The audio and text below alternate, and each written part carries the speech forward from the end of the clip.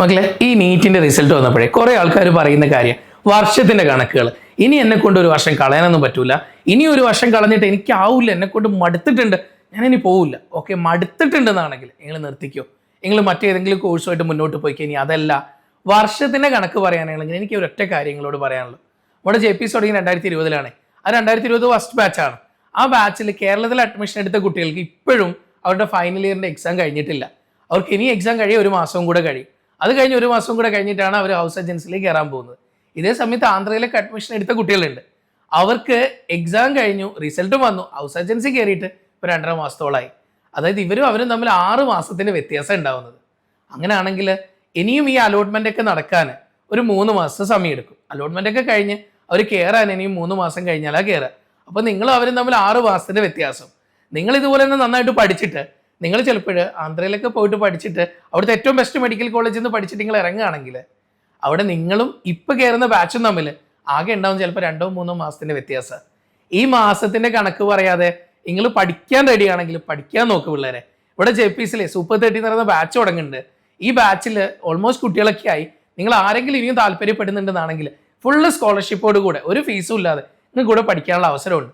അങ്ങനെ എന്തെങ്കിലും താല്പര്യം ഉണ്ടെന്നാണെങ്കിൽ ഹോസ്റ്റൽ ഫീസോ മെസ് ഫീസോ ട്യൂഷൻ ഫീസോ ഇതൊന്നും ഇല്ലാതെ നിങ്ങൾക്ക് പഠിക്കാൻ പറ്റും. അങ്ങനെയാണെങ്കിൽ നിങ്ങൾക്ക് ധൈര്യത്തോടു കൂടെ തന്നെ ഇങ്ങോട്ട് പോരാ. ഓക്കെ, അല്ലാതെ ഇനിയും ഇങ്ങനെ ആലോചിച്ച് നിൽക്കാതെ നമുക്കൊരു തീരുമാനം എടുത്തിട്ട് ഇറങ്ങാനായി എന്നുള്ളൊരു കാര്യം നിങ്ങളെല്ലാവരും മനസ്സിലാക്കുക.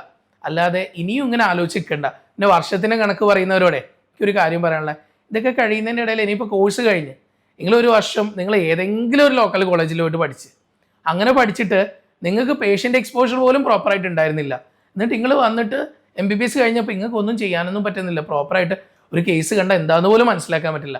നിങ്ങൾ പോയിട്ട് സീനിയർ ഹൗസ് ഏജൻസി എന്നൊക്കെ പറഞ്ഞിട്ട് ഏതെങ്കിലും ഒരു ജില്ലാ ഹോസ്പിറ്റലൊക്കെ പോയിട്ട് നിങ്ങൾ വർക്ക് ചെയ്യാൻ തുടങ്ങി. അവിടെ നിങ്ങൾ സമയം കളയുന്നില്ലേ? അല്ലെങ്കിൽ വേറെ ഏത് ഹോസ്പിറ്റലിൽ ഏതെങ്കിലും ഡോക്ടറിൻ്റെ അണ്ടറിൽ പോയിട്ട് വീണ്ടും ഒരു കൊല്ലം നിൽക്കുന്നത്, അപ്പോൾ നിങ്ങൾ സമയം കളയുന്നില്ലേ? ഇനി ഇതല്ല, നിങ്ങൾ ചിലപ്പോൾ കല്യാണം കഴിഞ്ഞ് ഒരു കുഞ്ഞാണ്ടാൻ പോകുന്നു, അവിടെ നിങ്ങൾക്ക് ഒരു കൊല്ലം പോകുന്നു, വർഷം കളയുന്നില്ലേ? പിന്നെ എന്താ ഇപ്പോഴുള്ള ഒരു വർഷങ്ങൾ ഏറ്റവും പൊട്ടൻസി, നിങ്ങൾ ഏറ്റവും ടാലൻറ്റഡ് ആയിട്ട് ഏറ്റവും നല്ല രീതിയിൽ നിങ്ങളുടെ ഫുൾ പൊട്ടൻഷ്യൽ എടുത്തുകൊണ്ട് വർക്ക് ചെയ്യേണ്ട ഈ ഒരു വർഷം നിങ്ങൾ കളഞ്ഞു പോകുന്നു, ആ വർഷം പോയി പോകുന്നു.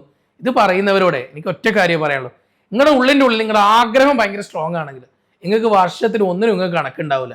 അങ്ങനെയാണെങ്കിൽ നിങ്ങൾ ഇറങ്ങിത്തിരിക്കേണ്ടത് നിങ്ങൾ തന്നെ ഇറങ്ങിത്തിരിക്കണം, വേറെ ആരും ഇറങ്ങിത്തിരിക്കില്ല. അപ്പോൾ വർഷത്തിന് കണക്കൊക്കെ മാറ്റി വെച്ചേക്ക്. ഇനി ഈ അടുത്ത വർഷത്തെ നീറ്റിൽ ഏജ് ലിമിറ്റ് വരുമോ, അറ്റംപ്റ്റ് ലിമിറ്റ് വരുമോ, ഇങ്ങനെയൊക്കെ ചിന്തിക്കുന്ന ആൾക്കാരോട് എന്തായാലും ഈ വർഷം ഒന്നും സംഭവിക്കാൻ പോകുന്നില്ല.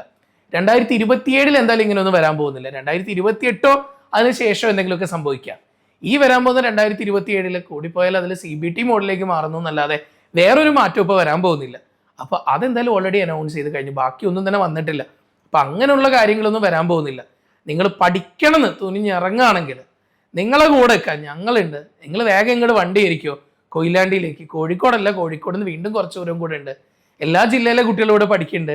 ഇവിടെ 200 പേരേ ഉള്ളൂ. നിങ്ങളുടെ പേരെടുത്ത് അറിയാൻ പറ്റുന്ന അധ്യാപകർ തന്നെ അവിടെ ഉള്ളത്. നിങ്ങൾ ഓരോരാളെയും പേര് വിളിച്ചുകൊണ്ട് നിങ്ങളെ കൂടെ നിർത്തിക്കൊണ്ട് നിങ്ങളുടെ വീക്ക് പോയിന്റ് മനസ്സിലാക്കിയിട്ട് നിങ്ങൾക്ക് എന്താണോ വേണ്ടത് അത് കൂടുതലായിട്ട് നിങ്ങളെ സപ്പോർട്ട് ചെയ്തുകൊണ്ട് നിങ്ങളെ കൂടെ ഒന്ന് പഠിപ്പിക്കാൻ പറ്റുന്ന ഒരു സിസ്റ്റം JPCയിലുണ്ട്. ഇനിയും കൂടുതൽ ആലോചിക്കേണ്ട കേട്ടോ, ഇങ്ങ് പോര്, കയറിക്കോ അങ്ങോട്ടേക്ക്.